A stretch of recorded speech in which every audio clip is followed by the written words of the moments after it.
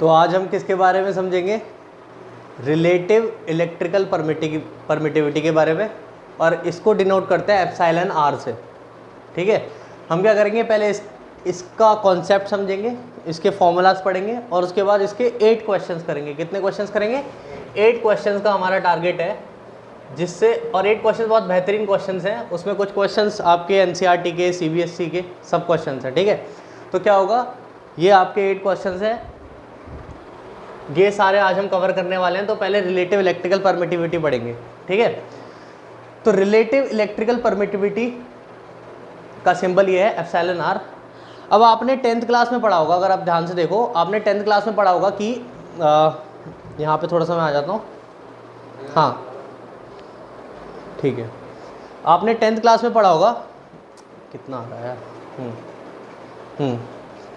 तो आपने 10th class में पढ़ा होगा कि यार किसी भी मीडियम में रिफ्रैक्टिव इंडेक्स होता है ना। आपने ये पढ़ा था ना, किसी भी मीडियम में क्या होता है, रिफ्रैक्टिव, किसी भी मीडियम का रिफ्रैक्टिव इंडेक्स होता है, और उसी रिफ्रैक्टिव इंडेक्स की वजह से जो लाइट की स्पीड है वो क्या करती है, वेरी करती है।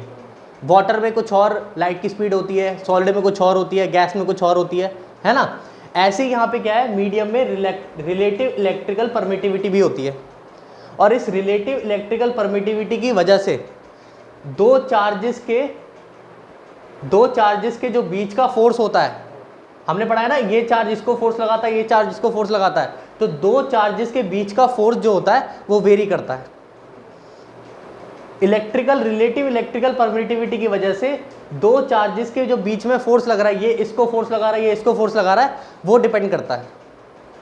ठीक है, अलग अलग मीडियम में रखोगे। अभी फिलहाल ये जो दो चार्जेस है ये एयर में रखा हुआ है, या आप इसे कह सकते हो फ्री स्पेस में रखा हुआ है। ठीक है ना, अगर आप इसी चार्जेस को उठा के, इन दोनों चार्जेस को उठाकर आप कहाँ रख दोगे, आप उसमें रख दो, वाटर में रख दो, तो इन दोनों में जो फोर्स लग रहा होगा वो कुछ और होगा, है ना। अगर आप इन्हीं दो चार्जेस को उठाकर मतलब किसी ऐसे मीडियम में रख दो, है ना, विस्कोसिटी किसी की ज़्यादा है, किसी की कम है ना, ऐसे किसी मीडियम में रख दो, तो इनके बीच का जो फोर्स होगा वो चेंज होता रहेगा। किसकी वजह से? रिलेटिव इलेक्ट्रिकल परमिटिविटी की वजह से। जब आप क्वेश्चन सॉल्व करने स्टार्ट करोगे तो आपको और क्लियर होगा। अब देखो आगे बात करते हैं। तो चेंज तो भैया दोनों का होगा ना? हाँ, जो इस पे मैंने बताया था ना, जो इसको फोर्स लगा रहा है वो इस पे भी फोर्स लगाएगा। जितना फोर्स ये चार्ज इस पे लगा रहा है उतना फोर्स ये चार्ज इस पे लगाएगा। मान लो अगर ये दोनों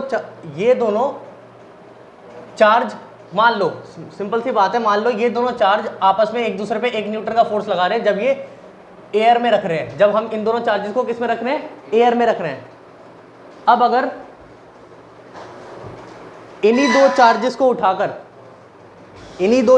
उठाकर मैं कहाँ रखूंगा, मैं वाटर में रख दूं, तो इनका जो फोर्स पहले 1 न्यूटन लग रहा था, अब वो 1 न्यूटन नहीं लगेगा, अब वो कुछ और लगेगा। इस पे एक क्वेश्चन मैंने बनाया हुआ है, वो हम करेंगे तो आपको क्लियर हो जाएगा। तो चलो स्टार्ट करते हैं, पहले थ्योरी पढ़ना, उसके बाद क्वेश्चंस करेंगे। रिलेटिव इलेक्ट्रिकल परमिटिविटी सिंबल होता है एप्सिलॉन आर, और इसको डाई इलेक्ट्रिक कांस्टेंट भी कहते हैं। क्या कहते हैं? डाई इलेक्ट्रिक कांस्टेंट, जिसका सिंबल होता है के। मतलब इसके दो नाम है, डाइलेक्ट्रिक कांस्टेंट कह लो या रिलेटिव इलेक्ट्रिकल परमिटिविटी कह लो। जो अगर देखो आज जितना भी लेक्चर करोगे साथ में करते हुए चलेंगे, आज जितना भी याद करना है साथ के साथ कर लो, आगे के लिए कुछ मत छोड़ो।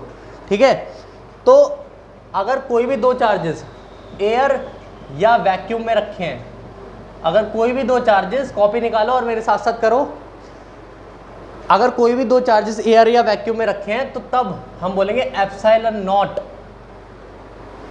यह है एप्सिलॉन का सिंबल।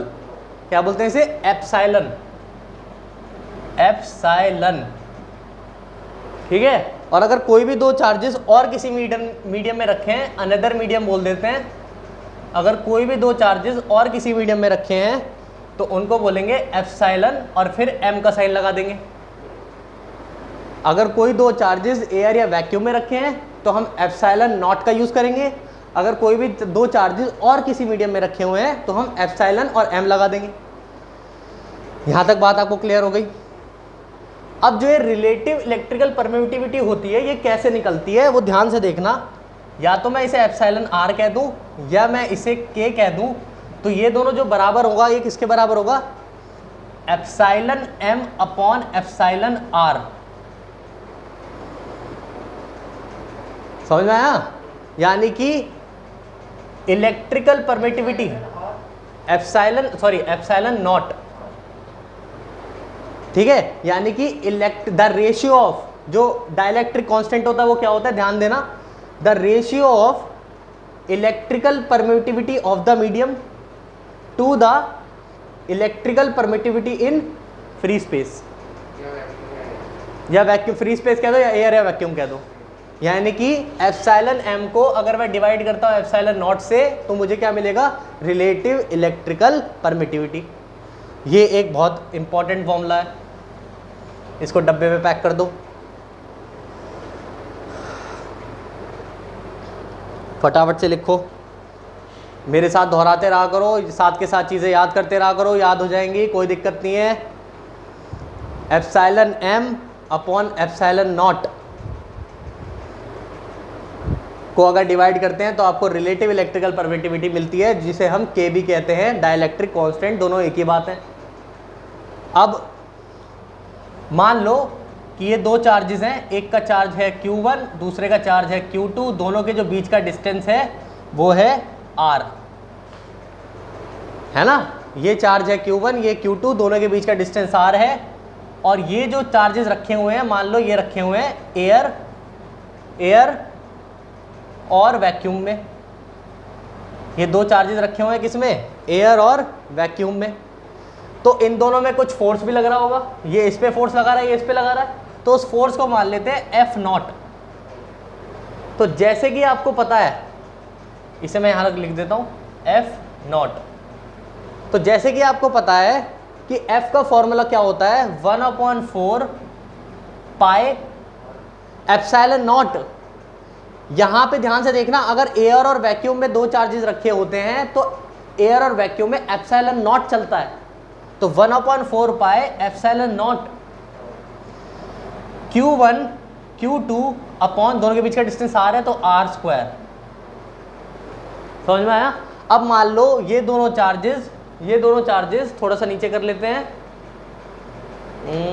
ये, हाँ अब ठीक है, ये दोनों चार्जेस किसी और मीडियम में रखे हैं,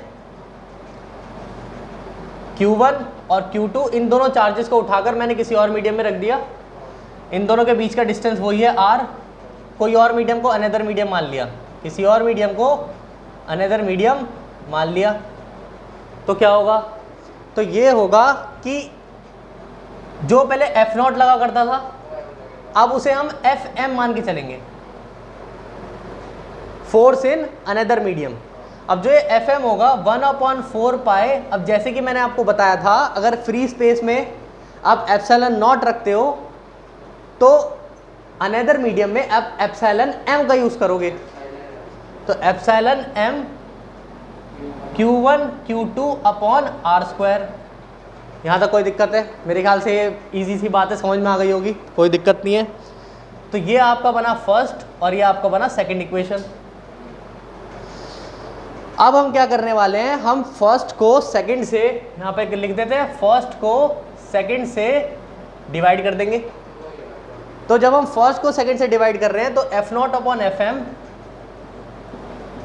इज इक्वल टू, ये F0 यहाँ लिख देता हूँ, F0 अपॉन FM। अब ये देखो, ये पूरा तो कट जाएगा, बचेगा क्या, ये भी कट गया, एप्सिलॉन M नीचे आता है तो ये ऊपर चला जाएगा, epsilon M upon epsilon not.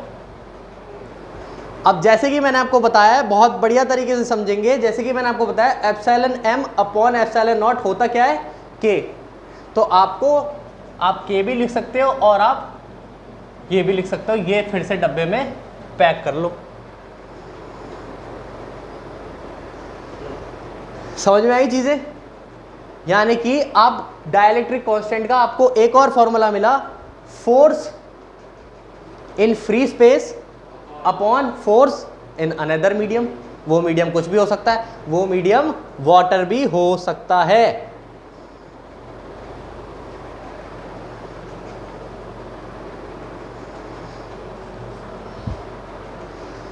फटाफट से उतार लो।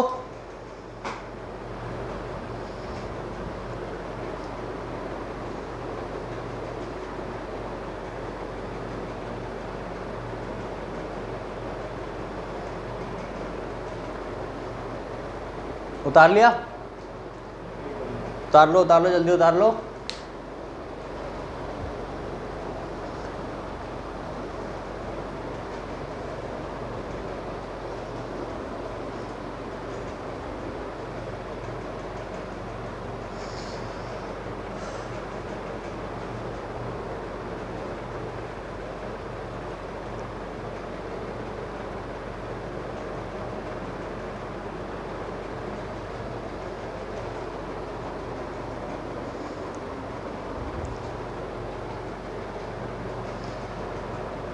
अब कुछ चीज़ें नोट करेंगे और उसके बाद आगे बढ़ेंगे, ठीक है? और जो मैं आपको नोट करवाने जा रहा हूँ वो हम साथ में ही क्लास में याद करेंगे।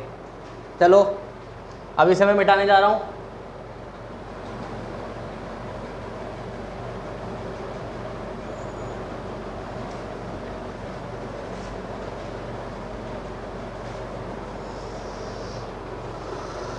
तो नोट कर लो फटाफट कॉपी में कि अगर कोई भी दो चार्जेस, थोड़ा सा मैं इसे ऊपर कर लेता हूं, अगर कोई भी दो चार्जेस एयर या वैक्यूम में रखे हैं, एयर और वैक्यूम, तो उनका डाइलेक्ट्रिक कांस्टेंट यानी कि K कितना होगा? 1 होगा। ये बहुत इंपॉर्टेंट चीज़ें याद होनी चाहिए। अगर कोई भी दो चार्जेस वाटर में रखे हैं तो उनका डाइलेक्ट्रिक कांस्टेंट कैसा होगा? उनका होगा 81। अगर कोई भी दो चार्जेस मेटल में रखे हैं, अगर कोई भी दो चार्जेस मेटल में, तो उनका डाइलेक्ट्रिक कांस्टेंट कैसा होगा? तो डाइलेक्ट्रिक कांस्टेंट होगा मेटल का इन्फिनिटी। अगर बाकी अदर मेटल्स के बारे में बात करूं, फॉर ऑल अदर मेटल्स, तो उनका होगा 1 से ज़्यादा और इन्फिनिटी से कम। मतलब कुछ मेटल्स का इन्फिनिटी होता है और बाकी अदर मेटल्स का, मतलब ऑलमोस्ट ज़्यादा मेटल्स का 1 से ज़्यादा और इन्फिनिटी से कम होता है। अब बात आते हैं 5th की। तो अगर आपने इस पे ध्यान दिया होगा, बे यार, अगर आपने इस पे ध्यान दिया होगा तो जितने भी डाइलेक्ट्रिक कांस्टेंट हैं या तो वो 1 के बराबर है या वो 1 से ज़्यादा है। दिमाग लगा लो, इसमें 1 है, इसमें 81 है, 1 से ज़्यादा ही है। इसमें इन्फिनिटी है यानी कि 1 से ज़्यादा है, इसमें 1 से ज़्यादा और इन्फिनिटी से कम यानी कि इसमें भी 1 से ज़्यादा ही है। तो एक क्वेश्चन आपका, जो मैं आपको क्वेश्चन आज कराने वाला हूँ 8 क्वेश्चन, उसमें से एक प्लास्टिक शीट का भी डाइलेक्ट्रिक कांस्टेंट आपको जानना ज़रूरी है। तो उसका जो डाइलेक्ट्रिक कांस्टेंट होता है वो होता है 1 से ज़्यादा। तो एक बार हम दोबारा से पढ़ते हैं, दोबारा से करते हैं। देखो मेरे साथ साथ याद करोगे, मेरे साथ साथ याद करो। सबसे पहले एयर और वैक्यूम का डाइलेक्ट्रिक कांस्टेंट कितना होता है? 1। उसके बाद वाटर का डाइलेक्ट्रिक कांस्टेंट कितना होता है? 81। उसके बाद मेटल का कितना होता है? इन्फिनिटी। बाकी अदर मेटल्स का कितना होता है? 1 से ज़्यादा और इन्फिनिटी से कम। और उसके बाद प्लास्टिक शीट याद करें तो कितना होता है? 1 से ज़्यादा। मतलब सारे तो 1 से ज़्यादा ही रहेंगे, है ना? एक बार इसे दोबारा से रिपीट करना और ये अच्छे से याद हो जाएंगे, ठीक है? बार बार रिपीट करते रहना। अब हम आगे बात करते हैं कुछ न्यूमेरिकल्स की। ये आप नोट डाउन कर लो। कर लिया?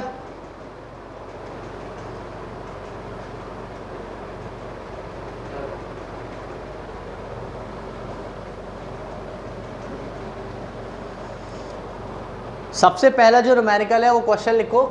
Question 1, calculate the value of, calculate the value of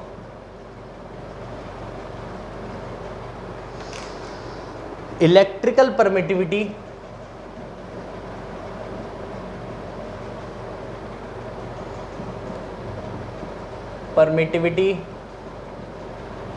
of water. आपसे बोला है वाटर की इलेक्ट्रिकल परमिटिविटी के बारे में बताओ।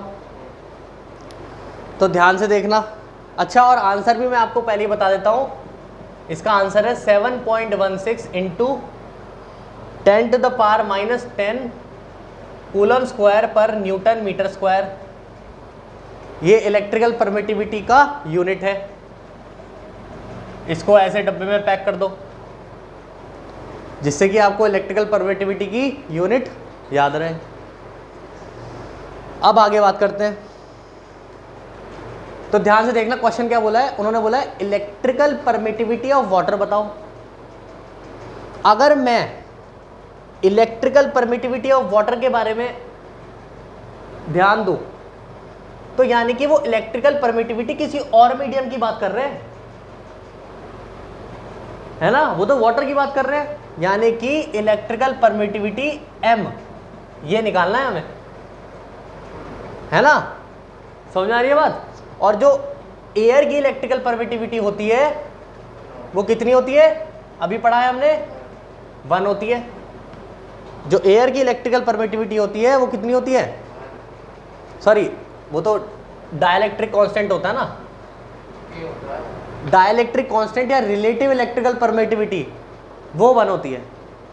अगर हम इलेक्ट्रिकल परमिटिविटी ये एप्सिलॉन नॉट की बात करें, सिंपल एप्सिलॉन नॉट, तो ये क्या होगा, ये आपका होगा 8.85 इंटू 10⁻, हाँ -12। ये आपको याद करना पड़ेगा, कूलम स्क्वायर पर न्यूटन मीटर स्क्वायर, ये याद रखना। ये है एयर की, है ना। आप जो मैंने जो आपको 1 बताया था ना, वो ध्यान से देखना, वो जो मैंने आपको 1 बताया था वो कुछ ये बताया था, या तो ER और K = 1। और ये किसका बताया था मैंने, एयर का। समझ में आई बात। ये मैंने जो बताया था ये किसका बताया था, एयर का बताया था। बट मुझे क्या चाहिए, मुझे एप्सिलॉन नॉट चाहिए, ठीक है। एप्सिलॉन नॉट चाहिए तो मुझे एयर की इलेक्ट्रिकल परमिटिविटी चाहिए, कितनी होती है, वो होती है 8.85 इंटू 10⁻⁻12 कूलम स्क्वायर पर न्यूटन मीटर स्क्वायर। और electrical permittivity in another medium मुझे, और वो मीडियम क्या है, वो मीडियम है वाटर, वो मुझे निकालना है। तो मैं कैसे निकालूंगा, अगर मैं ध्यान से देखूं तो मैंने आपको रिलेटिव इलेक्ट्रिकल परमिटिविटी यानी कि डाइलेक्ट्रिक कांस्टेंट वाटर का बताया था, जो कि कितना होता है 81। और जो K का फॉर्मूला होता है वो क्या होता है, EM/E0। मैं एप्सिलॉन नहीं बोलूंगा, E बोलूंगा, है ना। तो क्या होगा, K की वैल्यू कितनी होगी 81, एप्सिलॉन M निकालना है, और एप्सिलॉन नॉट मुझे पता है 8.85 इंटू 10⁻⁻12। तो एप्सिलॉन M कितना होगा 81 इंटू 8.85 इंटू 10⁻⁻12, जो कि आपका आंसर कितना आएगा, ये आप कैलकुलेट कर लेना और आपका आंसर कुछ ये आएगा 7.16 इंटू 10⁻⁻10 कूलम स्क्वायर पर न्यूटन मीटर स्क्वायर। आ रही बात समझ में, क्लियर हो गई बात, है ना। अगर आपसे कुछ नहीं है इसमें, क्वेश्चन बहुत इजी है, फॉर्मूला आपको पता ही है, ये है K = EM/E0। अगर आपसे यहाँ पे वाटर की जगह कुछ और मीडियम दे दिया, है ना, ग्लिसरीन दे दिया, है ना, कोई और मीडियम दे दिया, तो आपको क्या करना है, K की वैल्यू ग्लिसरीन की = EM/E0 कर देना, आंसर आ जाएगा। समझ में आया। मेटल्स की तो ये दी होगी ना, हाँ मेटल्स की दी होगी। जो मैंने 5 नोट थे, जो 5 पॉइंट्स थे, अगर उनके बेसिस पे क्वेश्चन आ गया वो तो मैंने आपको लिखवा ही दिया है, ठीक है। तो ये आप उतार लो, फिर आगे बढ़ते हैं।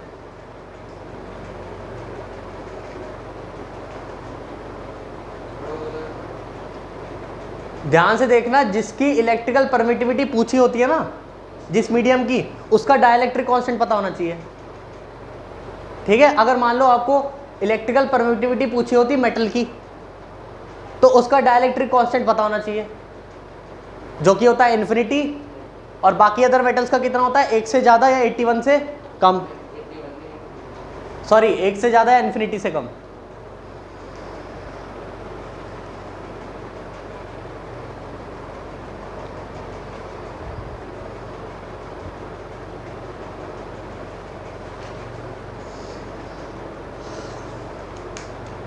उतार लो, फटाफट आगे बढ़ते हैं।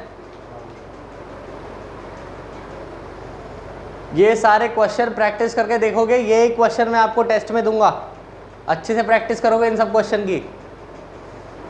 अब हमारा एक क्वेश्चन हो गया, 7 क्वेश्चन और बचे हैं। चलो आगे बढ़ते हैं, मिटा रहा हूँ, मिटा दूँ।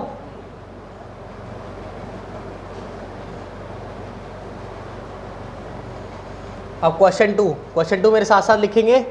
The electrostatic force, the electrostatic force between, the electrostatic force between 2 point charges, between 2 point charges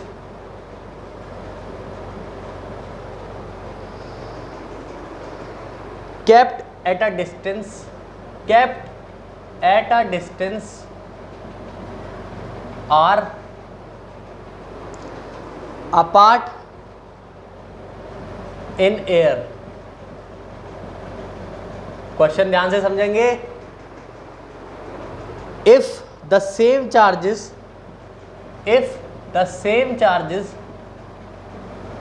are kept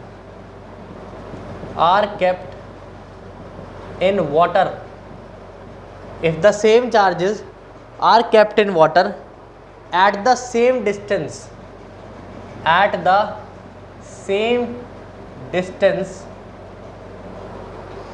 how does the force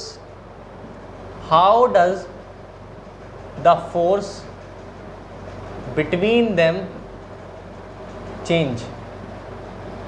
How does the force between them change? अब जैसे कि मैंने आपको बताया था, अगर आपको याद हो तो, कि यार अगर 2 चार्जेस एक मीडियम में रखे हैं तो फोर्स कुछ और होगी, और वही 2 चार्जेस दूसरे मीडियम में रखे हैं तो फोर्स कुछ और होने वाली है। बताया था मैंने आपको। तो ध्यान से देखना, उन्होंने बोला है the electrostatic force between 2 point charges kept at a distance R apart in air is, अच्छा यहाँ पे एक चीज नहीं लिखी, एयर इज एफ, यानी कि 2 पॉइंट चार्जेस हैं, Q1 Q2 मान लो, वो दोनों पहले किस में रखे हुए हैं? वो दोनों पहले एयर में रखे हुए हैं। किस में रखे हुए हैं? एयर में। और दोनों का डिस्टेंस कितना है? दोनों के बीच का डिस्टेंस कितना है? R। ये दोनों पॉइंट चार्जेस हैं, ये किस में रखे हुए हैं? ये एयर में रखे हैं। इन दोनों के बीच का डिस्टेंस R है, और दोनों के बीच के फोर्स कितनी लग रही है? F। तो मैंने जो बताया था कि जब भी 2 पॉइंट चार्जेस किस में रखे होते हैं? एयर में, तो उसे F0 मानते हैं। बट F0 तो यहाँ पे क्या दिया हुआ है? F। अब इन्हीं 2 पॉइंट चार्जेस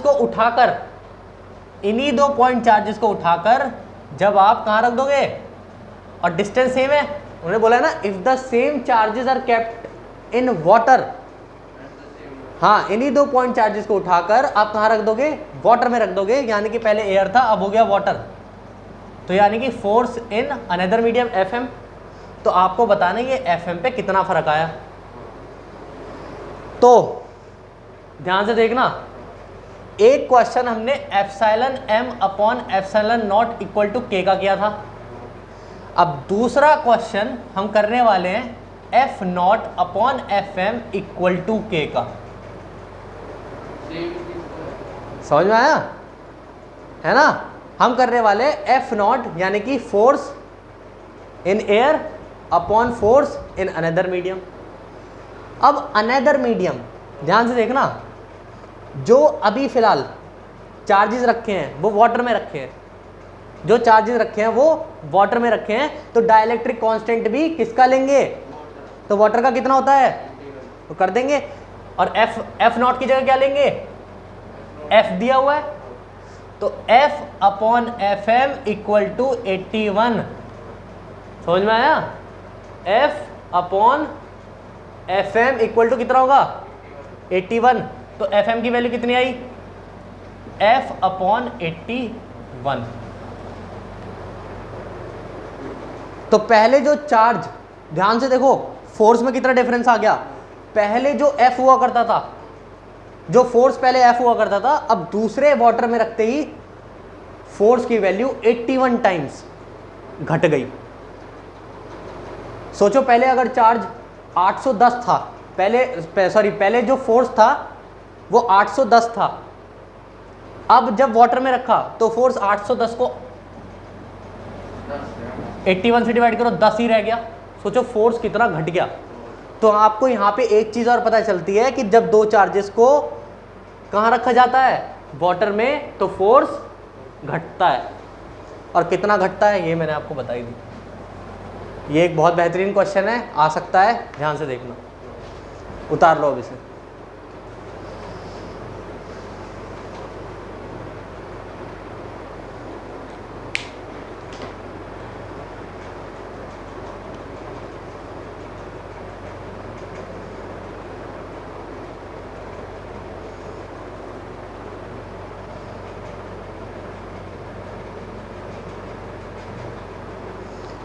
फटाफट से करो। अब हम क्वेश्चन थर्ड करेंगे सीबीएसई का 2014। पहले दो चार्ज एयर में रखे थे, उनका फोर्स एफ दिया था। उसके बाद दो चार्ज को वाटर में रखा, तो हम एफ एम मान के चलेंगे कि हमें वो निकालना है। जैसे कि हमें पता है फॉर्मूला होता है F naught upon F M, but यहाँ पे एफ नॉट की जगह हम एफ लेंगे क्योंकि हमें एफ दिया हुआ है। F upon F M equal to, अब डाइलेक्ट्रिक कांस्टेंट किसका लेंगे, जिसमें चार्ज अब रखे हुए हैं, हाँ वाटर का। तो वाटर का लिया और निकाल लिया, क्योंकि हमें पूछा ही नहीं कहा they are kept in water, तो वाटर का डाइलेक्ट्रिक कांस्टेंट लेंगे, है ना। कर दिया, चलो आगे बढ़ते हैं।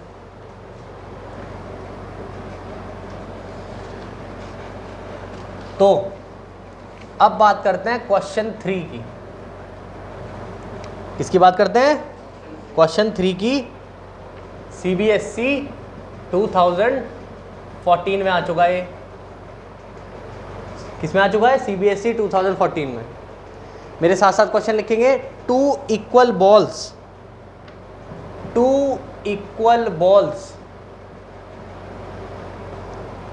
हैविंग इक्वल पॉजिटिव, साथ साथ में समझेंगे भी लिखते लिखते। Two equal balls having equal positive charge Q coulomb are suspended by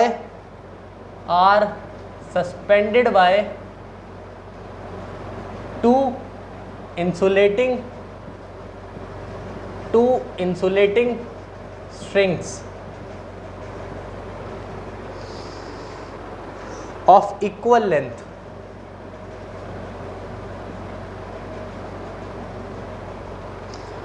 What would be the effect on the force? What would be the effect on the force when a plastic sheet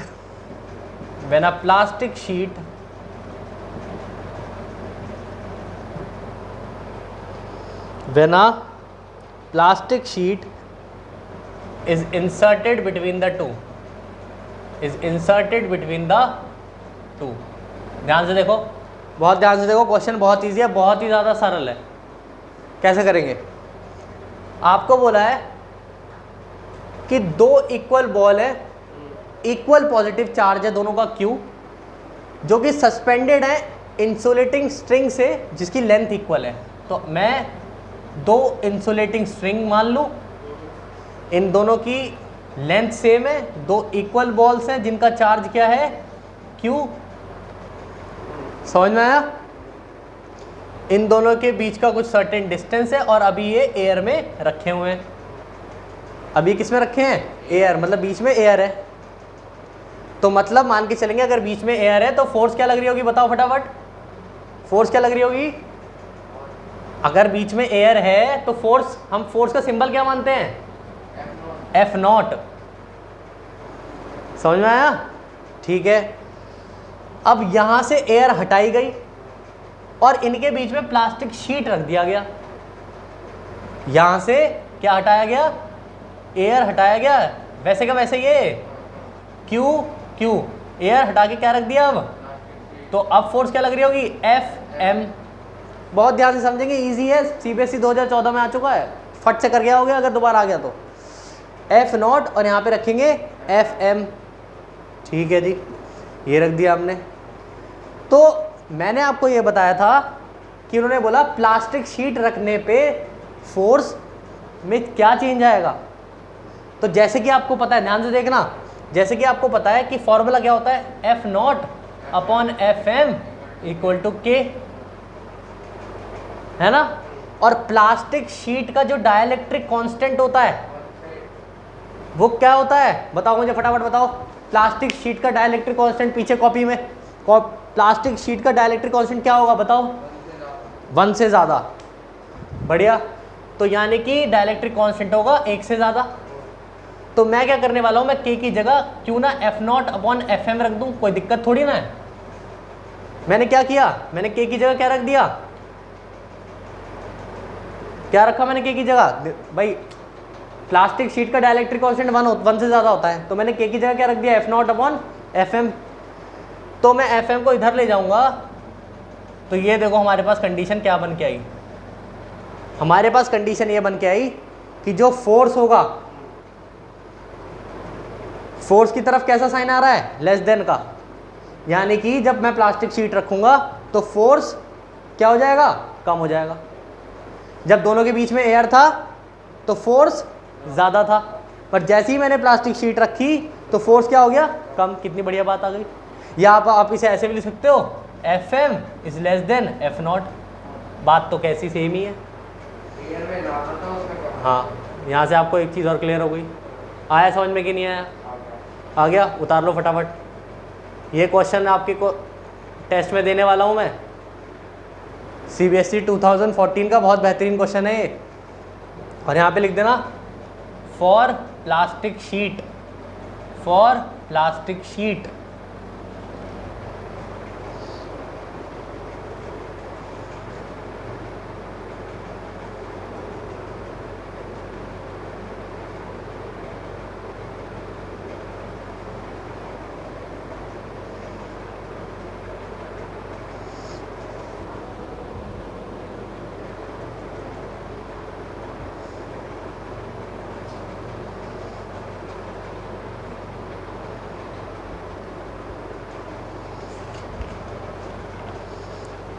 आज के 3 question complete हो गए, अब आगे question करने वाले हम 4th question. फटाफट से इसे उतारो, पॉज कर रहा हूँ मैं वीडियो। तो चलो आगे बढ़ते हैं। The sum of 2 point charges, important लिख दो इस पे, the sum of 2 point charges is 7 micro coulomb. 2 point charges का सम 7 माइक्रो कूलम है। दे repel each other with a force of 1 Newton when kept 30 centimeter apart, when kept 30 centimeter apart in free space। मेरे साथ साथ लिखते जाओ। calculate the value of each charge। बहुत बढ़िया, each charge का वैल्यू पूछा है, बढ़िया, बहुत इंपॉर्टेंट क्वेश्चन है, ध्यान से देखते रहना।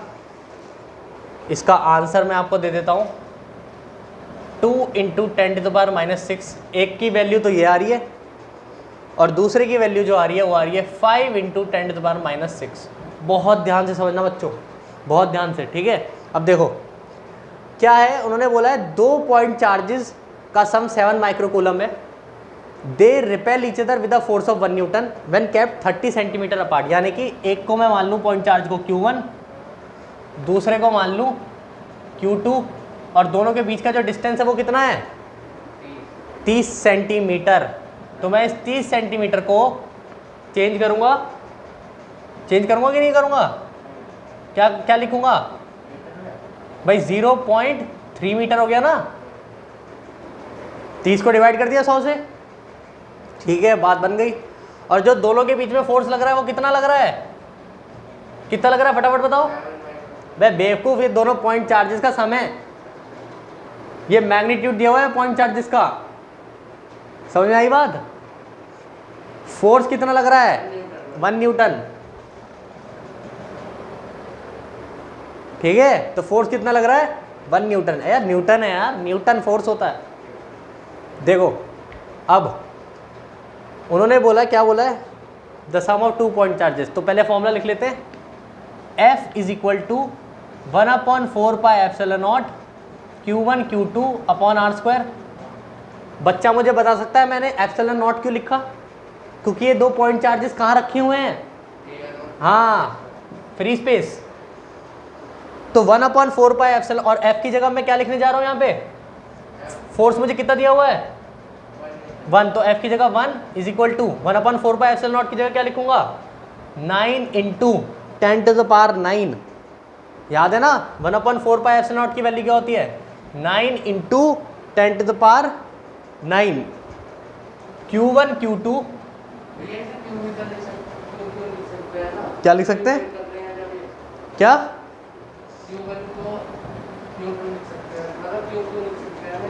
Q1 Q2 क्या क्या बोल रहे हो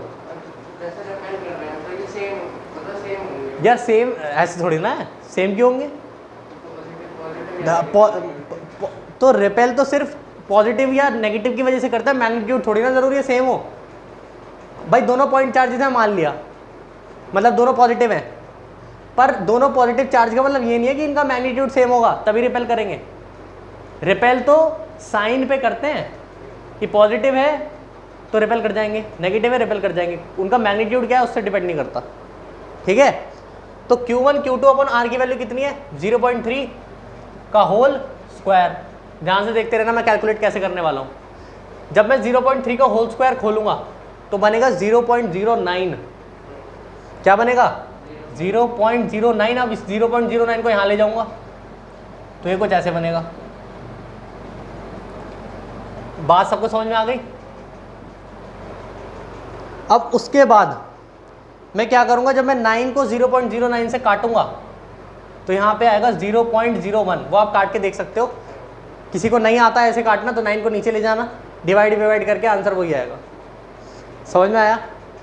अब ध्यान से देखो, जब मैं 10 टू द पावर 9 को नीचे ले जाऊंगा और फिर इसे ऊपर ले जाऊंगा तो ये बनेगा 10 टू द पावर -11। ये आप सॉल्व करके देख सकते हो, 12th में आ गया, इतना तो आपको आता ही होगा। पॉइंट हटा के जब आप सॉल्व करोगे तो ये करके कुछ आपकी वैल्यू आएगी। तो एक इक्वेशन तो आपकी ये आ गई, ध्यान से देखते रहना। एक इक्वेशन आपकी क्या आ गई, ये आ गई। और दूसरी इक्वेशन क्या आएगी, दूसरी इक्वेशन आपको गिवन है, कौन सी, उन्होंने बोला है 2 पॉइंट चार्जेस का सम 7 माइक्रोकूलम है, यानी कि Q1 प्लस Q2 कितना होगा 7 माइक्रोकूलम। अब माइक्रोकूलम से बात तो बनेगी नहीं, क्या माइक्रोकूलम से बात बन जाएगी, नहीं। तो माइक्रोकूलम को मैं चेंज कर दूंगा 7 into 10 to the power -6 coulomb. Microcoulomb थोड़ी ना यूनिट होती है, कूलम है ऐसा यूनिट, तो मैंने 10 टू द पावर -6 कर दिया। अब आपको 2 चार्जेस का प्रोडक्ट भी मिल गया और 2 चार्जेस का सम भी मिल गया। यहाँ तक बात बन गई। इतना उतार लो पहले, क्योंकि फिर मुझे इसे मिटाना है। फटाफट से अपने कॉपी में उतार लो, पॉज कर रहा हूँ। आपको 2 इक्वेशन मिल गई, एक तो आपको 2 चार्जेस का प्रोडक्ट मिल गया और आपको 2 चार्जेस का सम मिल गया। ऐसे सिचुएशन में Q1 और Q2 कैसे फाइंड करेंगे मैं आपको बताने वाला हूँ। कैसे फाइंड करेंगे ध्यान से देखना। Q1 माइनस Q2 का whole square is equal to Q1 plus Q2 का whole square minus 4Q1 Q2। ये आप डब्बे में पैक कर दो इसे, इसको निकाल के इसे सॉल्व। पर ये इजी पड़ेगा, अगर आपको ये फॉर्मूला आता है ये आप बहुत इजीली कर सकते हो। मैं बता रहा हूँ ना, कुछ नहीं करना। Q1 माइनस Q2 का whole square is equal to Q1 plus Q2 का whole square minus 4Q1 Q2। 2-3 बार क्वेश्चन करोगे अपने आप ही हो जाना। अब क्या होगा, मैं Q1 माइनस Q2 निकालने जा रहा हूँ तो कैसे निकलेगा ध्यान से देखते रहना। Q1 प्लस Q2 की जगह मैं क्या पुट करने वाला हूँ 7 इंटू 10⁻⁻6 का होल स्क्वायर -4 और Q1 Q2 मुझे पता है 10⁻11 है। ठीक है, उसके बाद मैं क्या करने जा रहा हूँ, मैं जो ये स्क्वायर है इसे जाके क्या कर दूंगा यहाँ पे रूट, स्क्वायर को यहाँ पे रूट लगा दूंगा तो ये कुछ ऐसे बनेगा। ठीक है जी, बन गया, बढ़िया। अब क्या होगा, अब ये होने वाला है कि 7 का स्क्वायर कितना होता है 49 इंटू 10⁻6 का कितना होता है 12 -4 इंटू 10⁻11। यहाँ तक सबको समझ में आ गया, यहाँ तक सबको समझ में आ गया। अब मुझे ध्यान से देखना, बहुत ध्यान से, अगर मुझे इन दोनों वैल्यू को इसको और इसको माइनस करना है तो इनकी पावर को सेम करना पड़ेगा। यहाँ पे 12 आ रहा है, यहाँ पे 11 आ रहा है। अब कैसे करेंगे, नहीं मैं बता रहा हूँ ना कैसे करेंगे। मैं यहाँ पे एक 0 बढ़ा दूँ, जब मैं यहाँ पे एक 0 बढ़ाऊंगा तो यहाँ पे मुझे -1 लिखना पड़ेगा। अगर मैं यहाँ पे 2 0 बढ़ाता हूँ, बहुत ध्यान से समझना इस चीज़ को, यहाँ पे बहुत बढ़िया चीज़ आने वाली है, इंपॉर्टेंट। ठीक, जब मैं यहाँ पे एक 0 बढ़ाऊंगा तो यहाँ पे क्या होगा -1 लिखना पड़ेगा। तो -1 लिखने से क्या हो गया, ये बन गया -12। अब मैं बहुत इजीली सॉल्व कर सकता हूँ। 49 - 40 कितना होता है 9 और 10⁻12 ऐसे ही रह जाएगा। तो Q1 - Q2 जो आपका आंसर आया है, ध्यान से देखते रहना, Q1 - Q2 जो आपका आंसर आया है वो कितना आया है, वो आया है 9 का रूट 3 होता है और 12 को आधा करोगे तो कितना आएगा 6। तो Q1 - Q2 आपका है 3 इंटू 10⁻⁻6। बात बनी कि नहीं बनी, आपका आंसर आया 3 इंटू 10⁻⁻6। कोई दिक्कत यहाँ तक। अब आपको Q1 + Q2 भी पता है, आपको Q1 - Q2 भी पता है। अब देखो कितना इजी हो गया क्वेश्चन। Q1 + Q2 7 इंटू 10⁻⁻6 है और Q1 - Q2 3 इंटू 10⁻⁻6 है। तो मैं Q2 से Q2 काट दूंगा, यहाँ बचेगा 2Q1 = 7 + 3 कितना होता है 10 इंटू 10⁻⁻6। ये एज इट इज लिख देंगे, पावर कॉमन ले लेते हैं तो 2 से 5 कटेगा तो Q1 की वैल्यू कितनी आई 5 इंटू 10⁻⁻6 कूलम। आप आंसर में देख लो, मैंने आपको पहले ही आंसर लिखवा दिया था, आप क्वेश्चन में देख सकते हो। एक आंसर आपका एक चार्ज इतना आ रहा है। अब जब एक चार्ज इतना आ रहा है तो दूसरे चार्ज में वैल्यू पुट करो, इसमें पुट कर दो तो Q2 की वैल्यू कितनी होगी भाई 7 में से 5 गया कितना 2 इंटू 10⁻⁻6 कूलम। ये दोनों आपके आंसर आ गए। क्वेश्चन बढ़िया था कि नहीं था। नेक्स्ट क्लास में मैं आपसे एक क्वेश्चन सॉल्व करा के देखने वाला हूँ, ठीक है। अच्छे से आप इसे करके लाना क्योंकि एक एक क्वेश्चन बहुत बढ़िया कराए जा रहे हैं। अब 4th क्वेश्चन हो चुका है हमारा, अब हम बात करते हैं 5th क्वेश्चन पे। देखो नए नए क्वेश्चन है ना, अलग अलग कॉन्सेप्ट आपके क्लियर हो रहे हैं। जैसे कि अभी तक आप यही चल रहे थे कि यार इसे क्या करेंगे, ऐसे माइनस ले जाएंगे और इसमें पुट कर देंगे, तो उसमें आप फंस जाते हैं।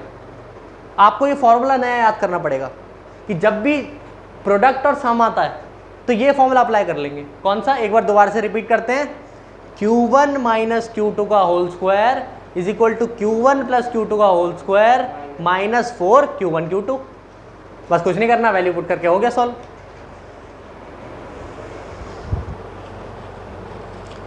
अब आगे बात करते हैं 5th क्वेश्चन की। तो 5th क्वेश्चन चलते हैं, मिटा दूंगा इसे मैं, चलो इतने पॉज कर लेता हूं। क्वेश्चन देखो, a proton and an electron are placed 1.6 centimetre apart in free space. एक प्रोटॉन है, उस प्रोटॉन को मान लेते हैं Q1 और जैसे कि आपको पता है प्रोटॉन का चार्ज प्लस का होता है 1.6 इंटू 10⁻⁻19 कूलम, ठीक है। और दूसरा क्या है, एक तो प्रोटॉन है और दूसरा क्या है, दूसरा इलेक्ट्रॉन है। इलेक्ट्रॉन का चार्ज माइनस में होता है और इसके मैग्नीट्यूड सेम होता है जैसे कि हमें पता है। तो इलेक्ट्रॉन का चार्ज क्या होगा -1.6 इंटू 10⁻⁻19 कूलम।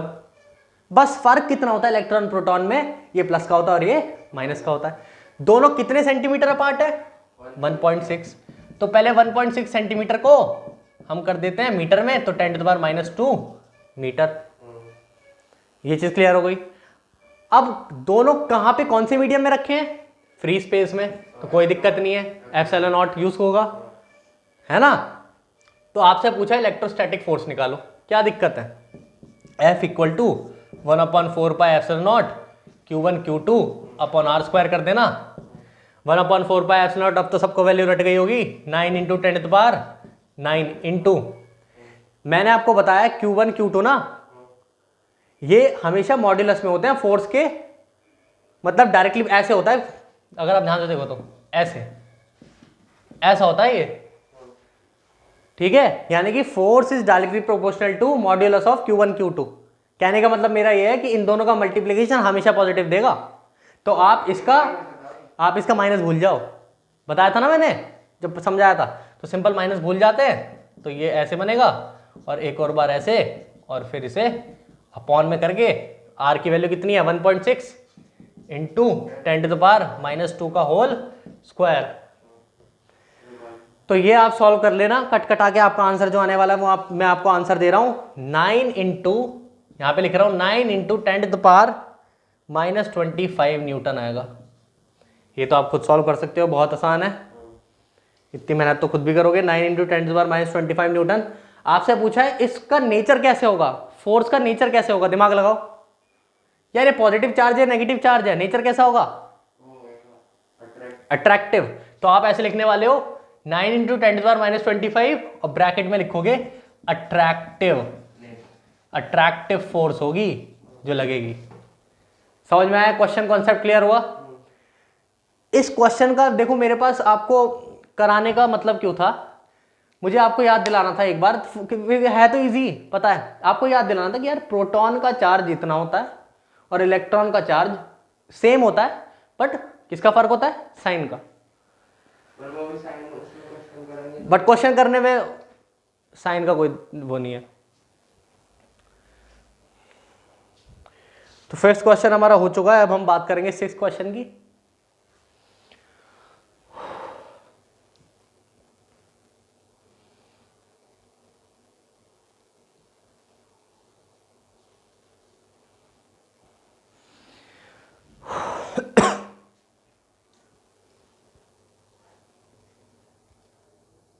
अब चलते हैं 6th क्वेश्चन पे, मेरे साथ साथ लिखेंगे calculate the coulomb force, calculate the coulomb force between two alpha particles separated by a distance of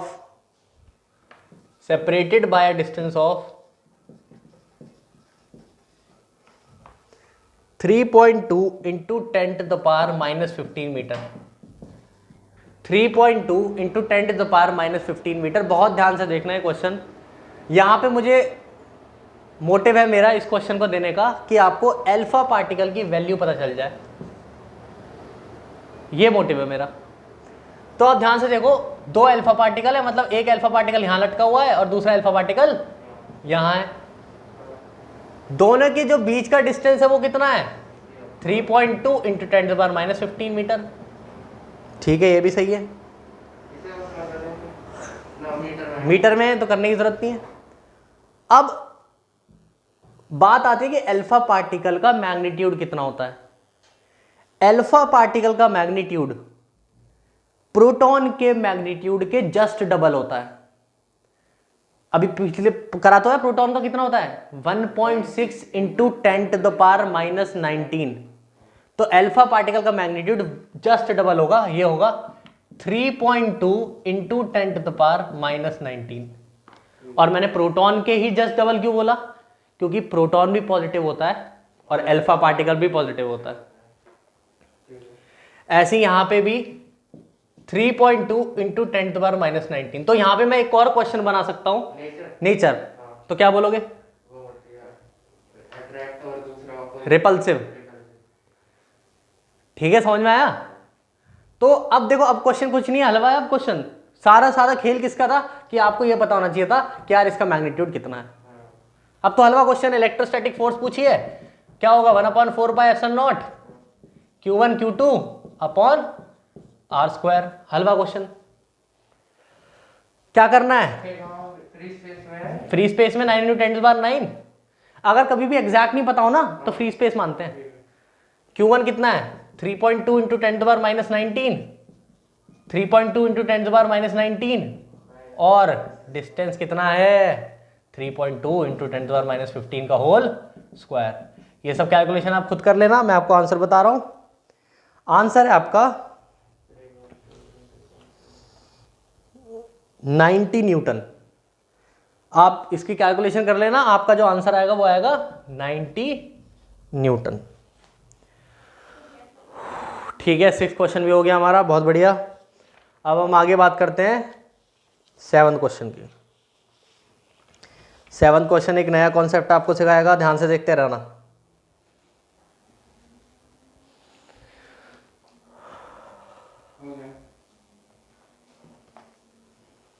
तो चलो 7th क्वेश्चन पे आते हैं। The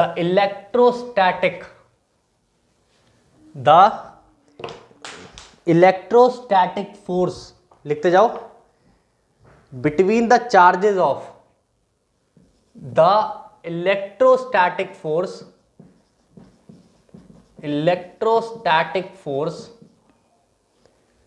between the charges of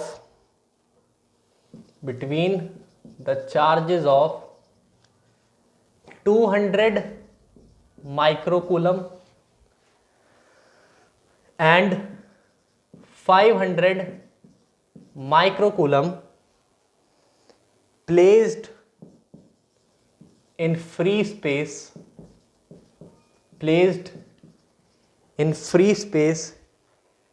is 5 GF.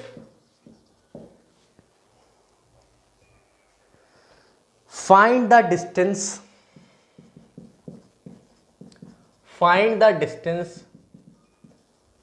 between the two charges. बहुत बढ़िया क्वेश्चन है ये भी।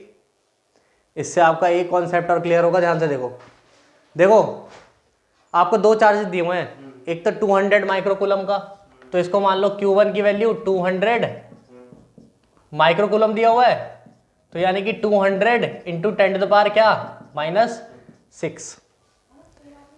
समझ में आई? या माइक्रोकूलम को माइक्रो को हटाना है ना, तो 10⁻⁻6 से मल्टीप्लाई करेंगे। अच्छा सॉरी माइक्रो थोड़ी ना लेंगे फिर। क्लियर हुआ? अब जब मैं जीरो को हटाऊंगा तो मैं यहां पे +2 ऐड कर दूंगा। ठीक है, 2 0 हटाए तो +2, तो कितना होगा? 2 इंटू 10⁻⁻4 कूलम। बात समझ में आएगी नहीं? अब Q2 की वैल्यू, Q2 की कितनी होगी? 500 माइक्रोकूलम, तो ये बनेगा 500 इंटू 10⁻⁻6 कूलम, यानी कि 5 इंटू 10⁻⁻4 कूलम। Q1 Q2 आपको क्लियर हो गया। तो अब एक डायग्राम बनाते हैं बढ़िया सा। एक तो हो गया Q1, एक हो गया Q2। दोनों के बीच का डिस्टेंस आपको फाइंड द डिस्टेंस, यानी कि दोनों के बीच का डिस्टेंस R की वैल्यू आपको निकालनी है। बोला ना फाइंड द डिस्टेंस। अब आपको जो इलेक्ट्रोस्टैटिक फोर्स दिया है, इस बार 5 GF का दे दिया। जो आपको फोर्स दिया है ना, वो 5 GF दे दिया। बट हमारी 5 GF से ना, GF मतलब ग्राम फोर्स, 5 GF से हमारी बात बनेगी नहीं। हमें क्या चाहिए यहाँ पे? न्यूटन। अब कैसे आएगा ध्यान से देखना। जब मैं इसे GF को किस में कन्वर्ट करूंगा? KGF में। KGF तो पता ही है, मूवी का भी नाम है, याद रहेगा। GF को किस में कन्वर्ट करूंगा? KGF में। तो GF को KGF में कन्वर्ट करने के लिए 10⁻³ लिखूंगा। आया समझ में? ये मैंने कर दिया। अब 1 KGF जो बराबर होता है वो होता है 10 न्यूटन के बराबर। तो मैं kgf को हटाकर क्या लिख दूंगा 5 इंटू 10⁻³ इंटू 10 न्यूटन। तो ये मेरा आंसर बनेगा 5 इंटू 10⁻² न्यूटन। ये मैंने फोर्स न्यूटन में निकाल ली है। आया समझ में? पहले मैं जीएफ को कन्वर्ट करूंगा किसमें, केजीएफ में। तो जीएफ को केजीएफ में कन्वर्ट करने के लिए किससे मल्टीप्लाई करूंगा 10⁻³ से। अब केजीएफ में हो गया। केजीएफ को न्यूटन में कन्वर्ट करने के लिए मल्टीप्लाई किससे करूंगा 10 से। मेरे ख्याल से आपको बात समझ में आ गई। अब ये हलवा क्वेश्चन हो गया। आपको मैं जो आंसर बता रहा हूँ वो बता रहा हूँ, दोनों के बीच का डिस्टेंस है 134.16 मीटर। मैं थोड़ा सा आपको प्रॉपर कर देता हूँ, उसके बाद आप खुद से करना है इसे। इतना आप उतार लो, फिर थोड़ा सा मैं आपको करके बताता हूँ, फिर जो कैलकुलेशन होगा वो आप खुद से करना। आंसर मैंने आपको आंसर मैंने आपको बता ही दिया है।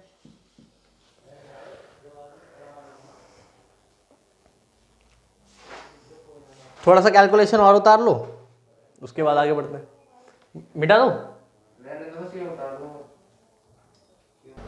तो अब आप क्या करना है, इसको फोर्स आपको पता चली गई, आंसर मैंने आपको दे ही दिया 134.16 मीटर। वैल्यू पुट करना और सॉल्व करना, ठीक है ना। थोड़ा सा लिख लो आप, कैसे करना है आपको। 1/4πε0 Q1 Q2 अपॉन r²। तो r² की वैल्यू क्या हो जाएगी 1/4πε0 Q1 Q2 upon f।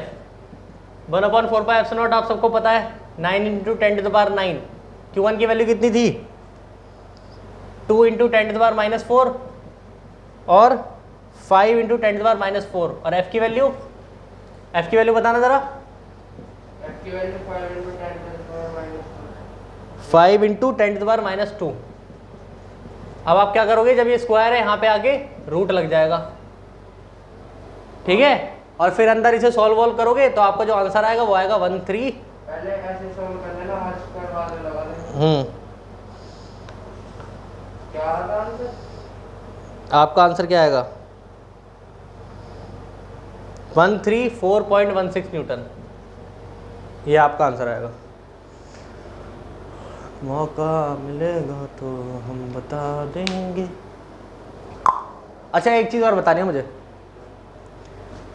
1 kgf मैंने आपको बोला था 10 न्यूटन के बराबर होता है। 10 मैंने इसलिए लिया क्योंकि ग्राम इंटू न्यूटन, सॉरी ग्राम बोल रहा हूं, ग्रेविटी इंटू न्यूटन। और ग्रेविटी आपको ना उस क्वेश्चन में 10 दी हुई थी। देखो पीछे वाले क्वेश्चन में मैंने आपको लिखवाया था जी की वैल्यू 10 मीटर पर सेकंड स्क्वायर। लिखा आपने कहीं? नहीं लिखवाया। जी की वैल्यू ध्यान से देखना 1 kgf, जो मैंने आपको 10 न्यूटन बोला था, मैंने बोला था 1 kgf की जगह 10 न्यूटन लिख दो, है ना। वो इसलिए बोला था क्योंकि ग्रेविटी इंटू क्या होगा न्यूटन। तो ग्रेविटी हमें ना उस क्वेश्चन में 10 दी गई थी। कहीं कहीं पे 9.8 भी देंगे, तो फिर वो 9.8 हो जानी है, बस इतना है। अगर 10 देंगे तो 10 न्यूटन, 9.8 दे दी ग्रेविटी तो 9.8 न्यूटन। इतना फर्क है। आगे समझ में? तो अब हम चलते हैं लास्ट क्वेश्चन पे। फिर आज का हमारा जो गोल था हमने कंप्लीट कर लिया।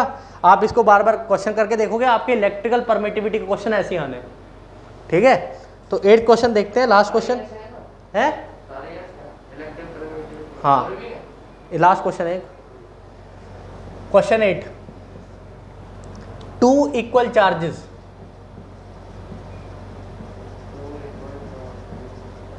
are placed at a separation of 1 meter. What should be the magnitude of the charges? What should be the magnitude of the charges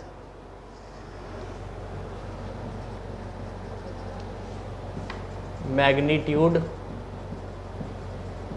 of the charges so that the force between them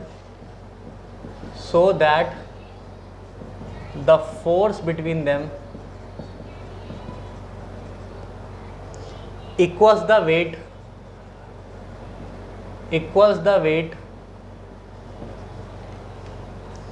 of a 50 kg person, of a 50 kg person. Answer आपको दिया हुआ है 2.3 into 10⁻⁴ coulomb. देखो आपसे बोला है what should be the magnitude of the charges, यानी कि चार्जेस का मैग्नीट्यूड पूछा है। ठीक है, अब दो इक्वल चार्जेस है, एक को Q1 मान लेते हैं या दोनों को Q मान लेते हैं ना, दो इक्वल चार्जेस है तो, और दोनों के बीच का डिस्टेंस कितना है 1 मीटर। अब आपसे बोला है कि यार जब दोनों के बीच का, दोनों चार्ज क्यों है, इक्वल चार्जेस हैं, दोनों के बीच का डिस्टेंस 1 मीटर है, और जो फोर्स है ना, जो फोर्स है वो एक 50 kg पर्सन के वेट के बराबर है। जो फोर्स है वो 50 kg पर्सन के वेट के बराबर है, यानी कि force is equal to weight of a 50 kg person. अब यहां पे इन्होंने फोर्स को कुछ इस तरीके से दे दिया। अब आप क्या करने वाले हो, आप फोर्स का तरीका होता है निकालने का मास इंटू ग्रेविटी। अब मास कितना है 50, ग्रेविटी लेके चलेंगे यहाँ 10, तो यहाँ पे बनेगा आपका 500 न्यूटन का फोर्स। अब आपसे पूछा है what should be the magnitude of the charges, यानी कि फॉर्मूला क्या होता है F equal to 1/4πε0 Q1 Q2 upon R²। आप Q1 Q2 की जगह यहाँ क्या लेने वाले हो, Q और Q। Q लोगे Q और Q, क्योंकि इक्वल चार्जेस है तो Q इंटू Q क्या हो जाएगा 2Q बेवकूफ, Q², वो तो प्लस में होगा ना। Q पहले इसे लिख लेते हैं 9 इंटू 10⁹, और फोर्स की जगह क्या लिखेंगे 500, और Q² और R की वैल्यू कितनी है